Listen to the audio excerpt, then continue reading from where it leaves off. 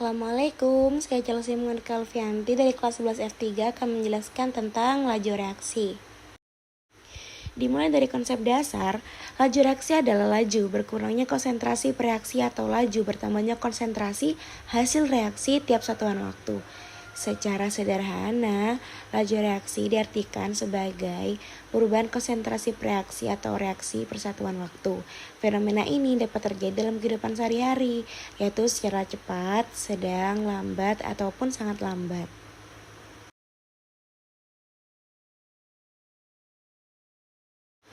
Dan inilah grafik perubahan konsentrasi terhadap waktu.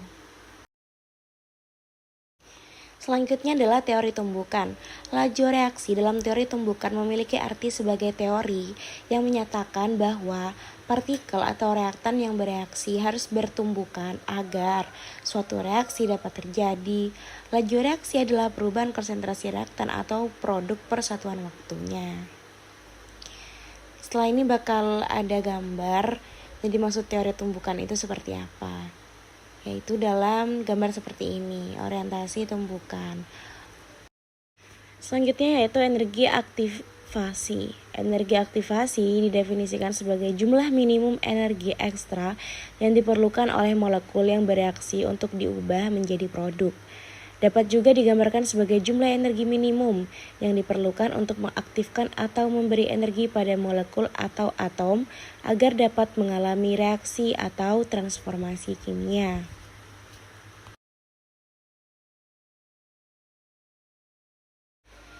Nah, energi aktivasi bergantung pada dua faktor. Yang pertama, sifat reaktan. Dalam kasus reaktan ionik, nilai EA akan rendah karena terdapat gaya tarik-menarik antar spesies yang bereaksi.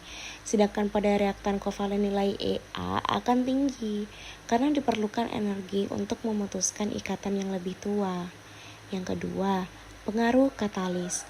Katalis positif menyediakan jalur alternatif di mana nilai EA akan rendah, sedangkan katalis negatif menyediakan jalur alternatif di mana EA akan tinggi.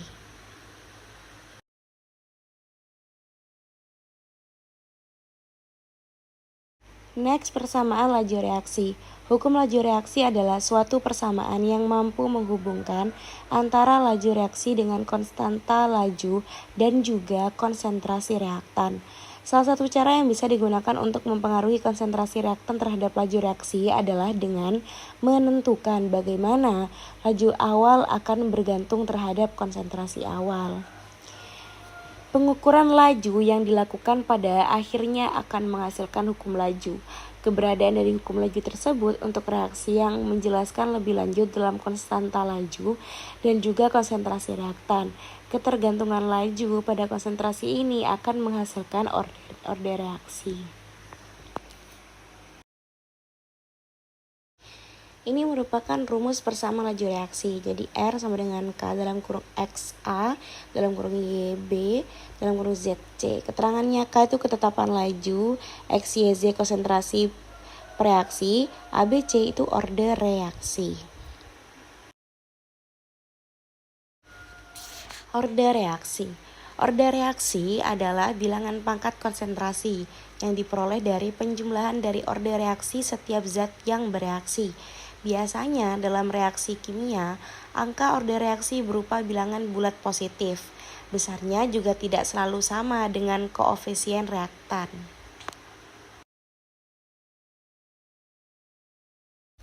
Selanjutnya ini adalah grafik order reaksi. Kalau dari gambar atau tabel-tabel tersebut bisa kita lihat perbedaannya ya. Kalau yang di tabel pertama itu grafik reaksi ordenol. Jadi bentuk garisnya tuh seperti mendatar. Kalau yang di tabel kedua perbedaannya itu grafik reaksi orde 1 dan bentuk garisnya itu dia ke atas ya, memanjang lurus ke atas, ke samping kanan atas. Kalau yang di tabel yang ketiga itu grafik reaksi orde 2, di mana garisnya itu sedikit melengkung ke atas kanan, tapi juga agak sedikit lebih lurus.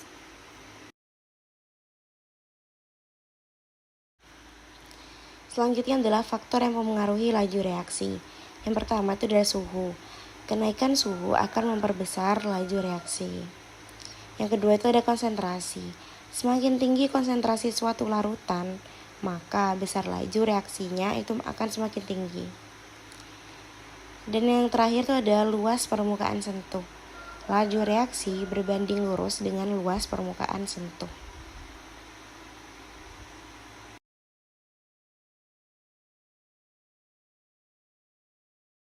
Seperti pada contoh soal yang pertama, di soal itu dinyatakan suatu reaksi kimia yang terjadi pada suhu 30 derajat Celcius memakan 40 detik waktu. Setiap suhunya naik 10 derajat Celcius, reaksi menjadi lebih cepat 2 kali semula.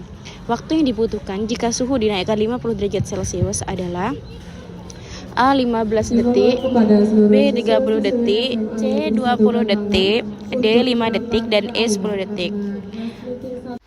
Di sana kita bisa mengerjakan dengan mengetahui T-nya yaitu 50 dan dikurangi dengan 30 ya. Jadi kan dinaikkan ke 50. Kalau awal-awal ini kan 30 derajat, maka itu 50 dikurangi 30.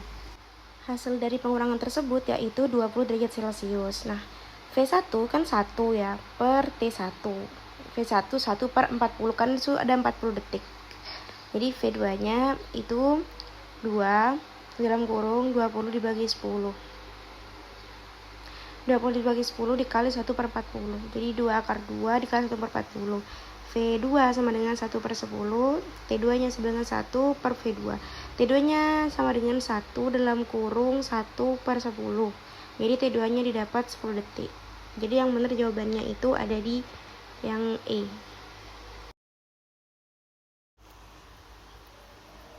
Dilanjut dengan soal yang nomor 2, itu ada soal reaksi berlangsung 2 kali lebih cepat setiap suhu dinaikkan 10 derajat Celcius.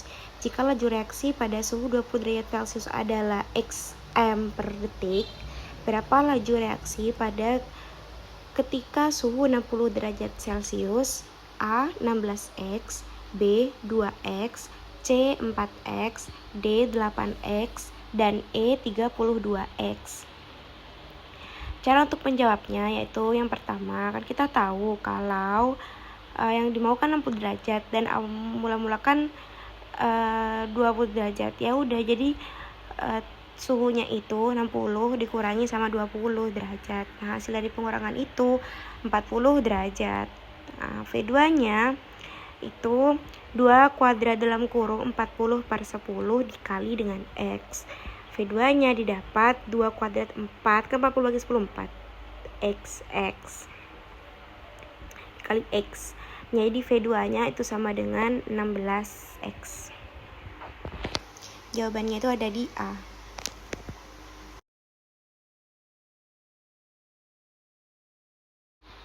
Soal terakhir yaitu soal ketiga. Di soal itu 500 ml larutan CaOH 2 0,1 mol dicampur 250 ml CaOH2 0,4 mol.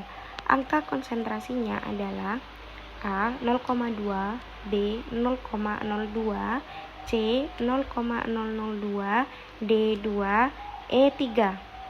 Cara untuk mengerjakannya itu jawabannya mol campuran itu sama dengan dalam kurung V1 dikali M1 ditambah V2 dikali M2 per V1 ditambah V2. Diperoleh hasilnya yaitu 0,5 dikali 0,1 ditambah 0,25 dikali 0,4 per 0,5 tambah 0,25 sama dengan 0,2 mol. Berarti jawabannya adalah A, yaitu 0,2.